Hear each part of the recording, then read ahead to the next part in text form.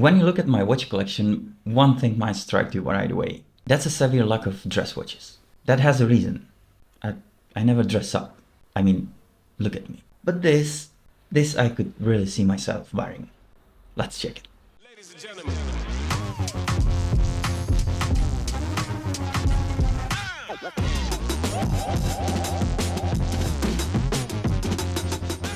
Shortly after I got into watch collecting and started developing my own taste, my first watch was another Orient, by the way. Based on what all YouTubers told me, I was almost forced to believe that I need one watch from each type. Diver, beater, Gada, field watch, and a dress watch. Maybe a chronograph. And Flieger. Yeah, I need a Flieger. Thing is, all of those types quite resonate with me, except for one, the dress watch. I mean, I have one suit that doesn't fit me anymore. I wore it for the last time on my wedding, and I don't think I will wear it anytime soon. You know, I'm an IT guy after all. We're good at a lot of stuff, but dressing up is not one of them. The closest thing in my watch collection you could possibly call a dress watch is my vintage Prim from 1956. I absolutely love that watch. I almost never wear it though. I mean, it's old and fragile and quite frankly too small for me. Anyway, till this day, from left and right on YouTube, you hear that the best affordable dress watch is the Orient Bambino. To be fair, I always liked the way this watch looked, but I just never quite saw myself wearing one. Where? I just never really saw myself as a target audience for this watch. Maybe because I'm getting older, I finally decided to give it a go. Well, it's borrowed from my friend, but I finally wanted to try one. Now I kind of want to buy one. Okay, being almost unanimously praised for its design, it was also unanimously criticized for one thing, and that is the size. It's too big. That's what she didn't say. Yeah, sorry, I couldn't help myself. I'm not gonna do it again. There is about gazillion different versions of Bambino. This particular one is a version 2 of generation 4 or version 4 of generation 2. Yeah, generation 2 version 4. Not confusing at all, Orient. There is about half gazillion new models that came after this one. Included what everyone is totally psyched about, the perfect Bambino, the smaller one. Yay! Yeah, I'm not all that excited about that one. What makes this dress watch quite not dressy enough for me to actually wear it, I think, is the size. I mean, yeah, it's big. I measured 42mm in diameter. However, only 48.5 to luck. 11.6mm thick, or rather thin. 22mm luck width. It is a big thing. That's what you... No, come on. Not again.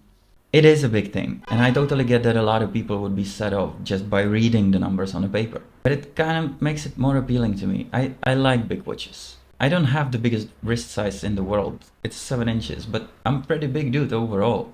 Watch like this just feels right. The case is very dressy, except for the size. It's entirely polished, very elegantly shaped and curved. Every steel surface exposed feels small, thin, and incredibly elegant. Narrow lax push-pull crown operating the in-house F6724 movement. Solid workhorse that keeps about 40 hours of power reserve, and I would say adequate accuracy. Screw down entirely polished caseback with Orient logo in the middle and specs around, out of which one is water resistant with no depth rating.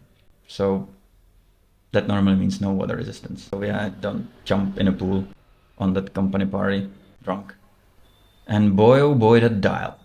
This color combo is an absolute killer. The very dark gray or anthracite dial with very strong sunburst effect is curved towards the bezel, making the sunburst kick in at almost all times. The hour markers are rose gold, awesome looking teeth-like coming from the curvature towards the flat part.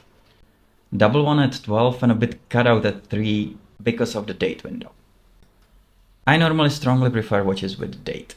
I'm married, I don't date anymore, so I need it somewhere else. I'll stop, I promise.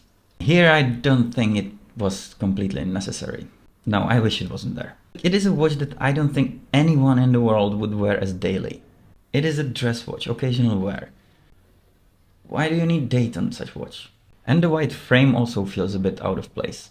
In my opinion, the strongly underrated Orient logo, that everybody says doesn't look good, but I absolutely love it, is at 12. It is in rose gold. Then there is a typical Orient and automatic under the logo, which is on all automatic Orients. Water resistant at 6. Orient, this is a dress watch. The watch is barely water resistant. Why? Why wouldn't you put automatic down there instead? In the same font, it would look awesome and it would be appropriate. Call me for more awesome ideas. The handset is very appropriate though. It is just awesome. Again, rose gold, dolphin style, with a crease in the middle, reflecting light, sometimes completely disappearing from the dial, but when the light hits them, it is the real show. There is no loom, of course, there was no need for a date window, but the seconds hand feels incredibly thin and has a red tip, which I am surprisingly really cool with. I mean, it's so thin that you barely see it, but it makes it visually a bit more interesting. There is a bit of red in the Orient logo, so it doesn't really feel out of place. And the crystal covering it all is gorgeous looking. It is a mineral crystal, my least favorite material of crystals. But I just can't deny how awesome it looks. It's really tall, dramatically domed. It really gives it this vintage vibe, but it's also very reflective. It was really difficult to shoot. I saw myself in the crystal all the time. I haven't talked about the strap this watch comes on yet. You know, I'm quite weird. I almost changed the strap on almost all the watches I got. I wouldn't even think about changing it here though. This strap is quite simply amazing. Big plus for me. First of all, it doesn't feel like 22mm for some reason. It's soft, subtle. It feels really good quality. It's got this nice stitching all the way through. It's kind of developing aging already and it looks great. And the buckle is signed. It almost makes me want to buy this strap for my other watches too. It's really good. To sum it up, is this older version still relevant? Absolutely. I think it's really good. Yes, I totally get it might be too big for some people, but I really do like that. It doesn't feel out of place and it kind of looks cool even with a t-shirt and jeans. Plus I absolutely love this color combo. And then there is another question of money. When I started watch collecting, you could have picked up this Bambino for about 150 bucks. You can't really anymore. Like the cheapest one I found here in Spain at the time of making the video was closer to 200 bucks.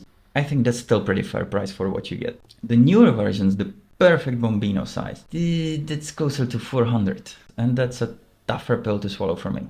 For a watch that I would almost never wear. Plus a lot of them come with the Roman numerals. I don't like that, you know, I'm not 70 yet. I think I need one. This particular one. That is it guys, as usual. Thank you very much for watching. If you liked the video, please give it a thumbs up. If you didn't like the video, I thank you for watching this far. And please let me know, do you own Bambino? Are you okay with the size or have you gotten one of the new perfect ones? My name is Karel and this is Watch. Till next time, cheers.